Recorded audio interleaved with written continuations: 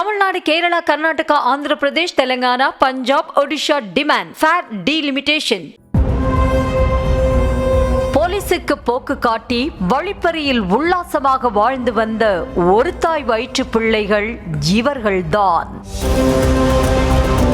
Chennai OMR சாலை சோழிங்கநல்லூரில் உள்ள தனியார் உணவகத்தில் பணிபுரியும் பெண் ஒருவர் இரவு 8 மணிக்கு பணி முடிந்து வீட்டிற்கு நடந்து சென்றபோது MT-15 பைக்கில் வந்த இருவர் அந்த பெண் கையில் வைத்திருந்த போனை பறித்து சென்றுள்ளனர்.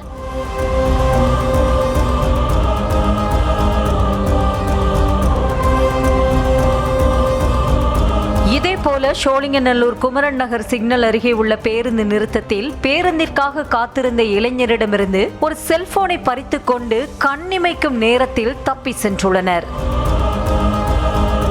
இதுகுறித்து பாதிக்கப்பட்ட இருவரும் செம்மஞ்சேரி காவல் நிலையத்தில் புகார் அளித்தனர். புகாரின் அடிப்படையில் வழக்கு பதிவு செய்த போலீசார் செம்மஞ்சேரி உதவி ஆய்வாளர் சுரேஷ் தலைமையில் தலைமை காவலர்கள் யாசர், ஏகாம்பரம், காவலர் அசோக் ஆகியோரை கொண்ட தனிப்படை அமைத்து செல்போன் பறிப்பில் ஈடுபட்ட நபர்களை தேடி வந்தனர்.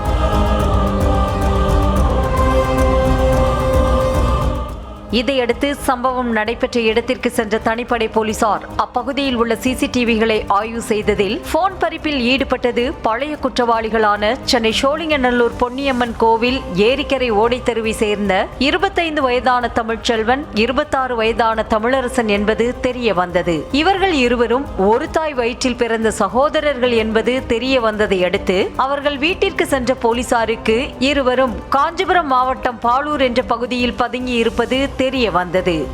பாலூர் சென்ற தனிப்படை போலீசார் இருவரையும் கைது செய்து செம்மஞ்சேரி காவல் நிலையம் அழைத்து வந்து தங்கள் பாணியில் விசாரணை மேற்கொண்டதில் பல திடுக்கிடும் தகவல்கள் வெளிவந்துள்ளது.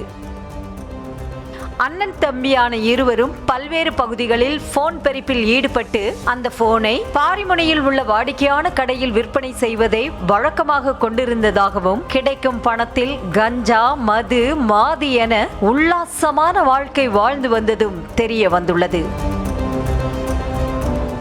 இவர்கள் இருவர் மீதும் கண்ணகி நகர், செம்மஞ்சேரி, தாழம்பூர் ஆகிய காவல் நிலையங்களில் 5க்கும் மேற்பட்ட வழக்குகள் உள்ள நிலையில் கடந்த 3 ஆண்டுகளாக போலீசாருக்கு தண்ணி காட்டி வந்தவர்களிடமிருந்து போன்கள், பைக் ஆகியவற்றை பறிமுதல் செய்த போலீசார் நீதிமன்றத்தில் ஆஜர்படுத்தி சிறையில் அடைத்தனர். புகார் அளித்த 2 நாட்களில் பறிபோன போனை கண்டுபிடித்து கொடுத்த செம்மஞ்சேரி தனிப்படை போலீசாருக்கு பலரும் பாராட்டுக்களை தெரிவித்து வருகின்றனர்.